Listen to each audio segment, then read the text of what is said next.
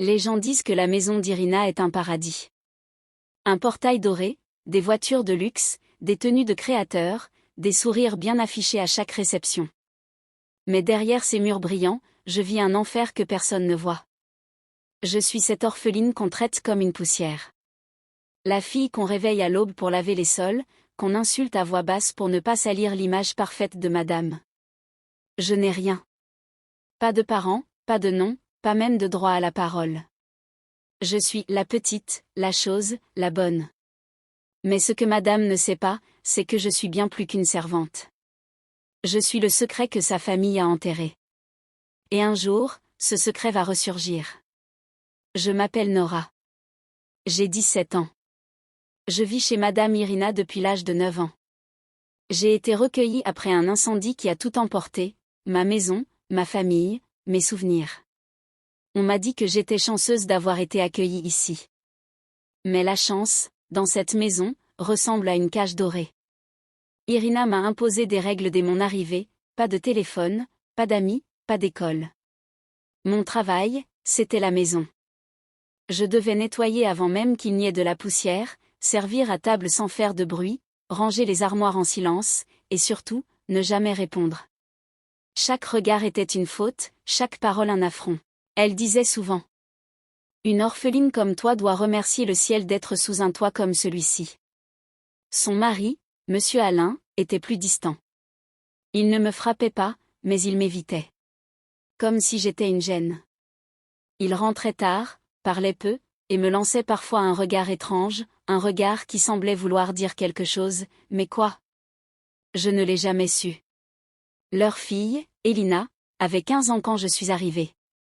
Belle, arrogante, égoïste. Elle aimait m'humilier devant ses amis, me faire porter ses sacs, me réveiller en pleine nuit pour une bouteille d'eau. Elle disait, Nora n'est pas une fille, c'est un meuble utile. Un jour, alors que je nettoyais sa chambre, elle m'a craché au visage parce que j'avais déplacé son parfum. Ce jour-là, Irina m'a giflé pour avoir provoqué sa fille. J'ai eu le visage en feu pendant des heures. Mais je n'ai jamais pleuré devant elle. Mes larmes, je les réservais à la nuit. Quand tout le monde dormait, je m'enfuyais sur le toit de la maison, et je regardais les étoiles. C'étaient les seuls moments où je me sentais libre, où j'imaginais une autre vie. Une vie où j'étais aimée. Une vie où j'avais une famille. Parfois, dans mes rêves, je voyais une femme au sourire doux. Elle me chantait une berceuse. Elle portait un bracelet en or gravé d'un prénom, Irina. Ce détail m'a toujours troublée. Était-ce ma mère? Ou mon imagination? Je n'en savais rien. Un matin, alors que je faisais le ménage dans le bureau d'Alain, je suis tombée sur une vieille boîte en bois dans un tiroir fermé. Je ne sais pas pourquoi, mais mes mains ont tremblé quand je l'ai ouverte. À l'intérieur, il y avait une photo ancienne. Une femme souriante, tenant 2 petites filles dans ses bras. L'une d'elles me ressemblait étrangement. Et l'autre, c'était Irina. C'était évident. Son visage, ses yeux, son sourire au teint d'enfant gâté. Mais la 3e fille, c'était moi. Ou quelqu'un qui me ressemblait trop pour que ce soit une coïncidence. J'ai senti mon cœur s'arrêter. La photo datait, c'était sûr. Mais la ressemblance était troublante. Était-ce une cousine? Une sœur? Pourquoi cette photo était-elle cachée? Et pourquoi Irina ne m'en avait-elle jamais parlé? J'ai caché la photo dans mon sac, discrètement. Ce soir-là, je n'ai pas dormi. J'ai repensé à tous les regards étranges d'Alain, au silence lourd, au cou d'Irina. Et si, j'étais née dans cette maison? Et si j'étais la fille d'un secret que personne ne voulait voir ressurgir? Le lendemain, j'ai observé Irina comme si je la voyais pour la première fois. Je cherchais une ressemblance. La forme du nez, la courbe du front, les sourcils, il y avait des traces, des similitudes. Des indices invisibles qui me poussaient vers une vérité que je redoutais.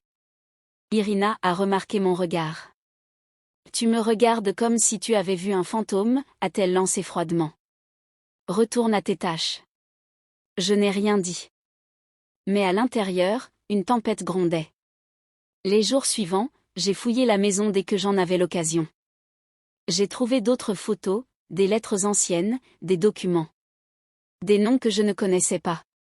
Des papiers d'hôpital. Et puis, un certificat de naissance déchiré. Mon prénom y figurait. Mais à la place du nom du père, il y avait un blanc. Et en nom de la mère. Clara Massé, la mère d'Irina. Mon sang s'est glacé. Clara Massé était morte dans l'incendie de notre maison. J'avais toujours cru qu'elle était une voisine, une dame bienveillante. Mais c'était ma mère. Ce qui faisait d'Irina, ma demi-sœur. Je n'étais pas une étrangère. J'étais du sang de cette maison. Et pourtant, j'avais été réduite en poussière. Je n'ai pas crié. Je n'ai pas pleuré. J'ai simplement refermé la boîte à secrets et je suis retournée faire la vaisselle. Mais quelque chose en moi venait de se réveiller. Et ce n'était que le début. Je savais maintenant qui j'étais. Et je savais aussi ce qu'elle m'avait fait. Pendant toutes ces années, Irina m'avait piétinée, humiliée, rabaissée, sans savoir qu'elle brisait sa propre sœur. Pas une servante, pas une orpheline ramassée dans la rue, mais le fruit du même sang. Et pourtant, je n'étais pas prête à lui révéler la vérité. Pas encore. Pas dans la colère. Je voulais qu'elle ressente ce que j'avais vécu, l'ignorance, la confusion, le doute. Je voulais qu'elle sente le poids d'un secret qui fait trembler l'âme. Alors, j'ai commencé à changer. À observer. À manipuler le silence. Je me suis mise à lui répondre, doucement, sans arrogance, mais avec un ton ferme qu'elle ne m'avait jamais entendu employer. Tu m'as demandé de nettoyer la chambre.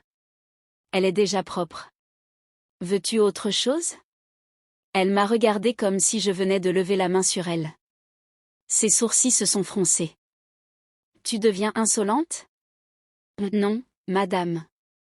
Je deviens éveillée. Elle a claqué la porte sans dire un mot. Mais ce jour-là, je l'avais déstabilisée. C'était le début d'un renversement lent, douloureux, mais inévitable. Pendant une semaine, j'ai semé des indices. De petits détails. Un bracelet appartenant à sa mère déposé sur sa coiffeuse. Une ancienne photo discrètement glissée dans son tiroir à bijoux. Un carnet de souvenirs ouvert sur la table du salon. Je savais qu'elle finirait par les voir. Je savais aussi qu'elle commencerait à se poser des questions. Et un soir, alors que je débarrassais la table, elle a murmuré. « Tu ressembles à quelqu'un que j'ai connu. Une fille que ma mère gardait souvent.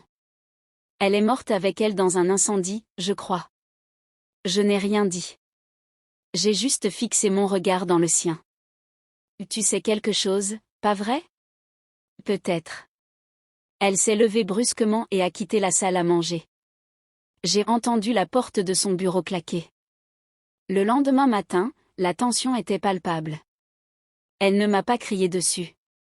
Elle m'a observé, longuement, comme si elle cherchait un indice sur mon visage. Puis, dans l'après-midi, alors qu'elle fouillait dans le grenier, je l'ai entendue hurler. Je suis montée discrètement. Elle tenait dans ses mains la boîte en bois, celle que j'avais ouverte la semaine dernière.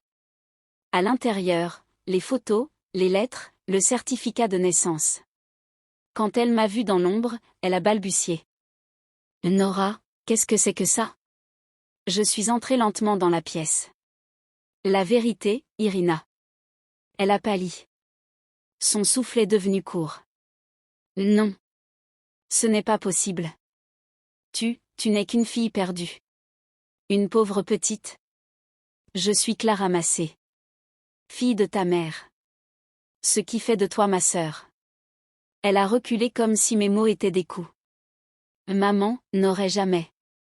Ta mère a eu 2 filles. L'une, elle l'a reconnue. L'autre, elle l'a cachée. Moi. Parce qu'elle avait honte, peut-être. Ou peur. Mais elle m'aimait. Et je le sais. Parce que dans ses lettres, elle me parlait comme à une lumière. Comme à une promesse. Irina est tombée à genoux. Pour la première fois, la femme de glace s'est brisée. Je t'ai traitée comme une moins que rien. Tu m'as détruite, Irina. Mais tu ne savais pas. Et maintenant, tu sais. Elle a fondu en larmes. Moi, je suis restée debout. Fière. Stable. Comme une survivante. Elle m'a supplié de lui pardonner. Mais je ne pouvais pas lui donner ça, pas tout de suite. Pas aussi facilement. Les jours qui ont suivi furent étranges. Le silence entre nous était plus lourd que toutes les insultes du passé. Elle ne me donnait plus d'ordre. Elle ne me regardait plus comme une servante, mais comme une menace. Une vérité vivante qu'elle ne savait pas gérer.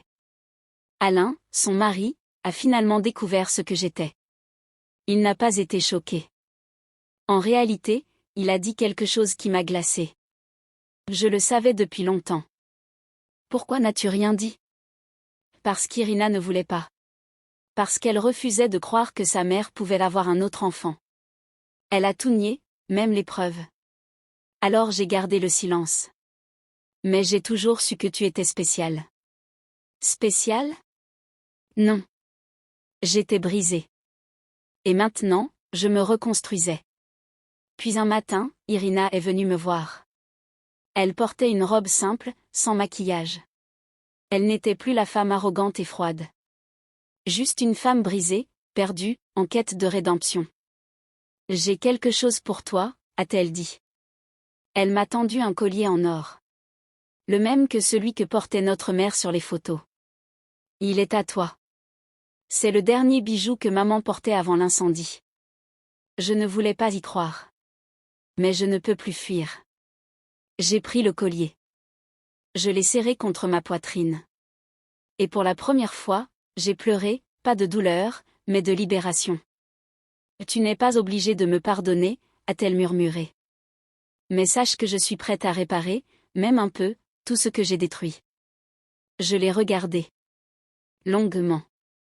Et j'ai dit. Tu ne pourras jamais effacer le passé. Mais tu peux construire quelque chose de nouveau, si tu es sincère. Elle a hoché la tête. Et pour la première fois, elle m'a prise dans ses bras. Aujourd'hui, je ne suis plus la servante de cette maison. Je suis la fille reconnue de Clara Massé.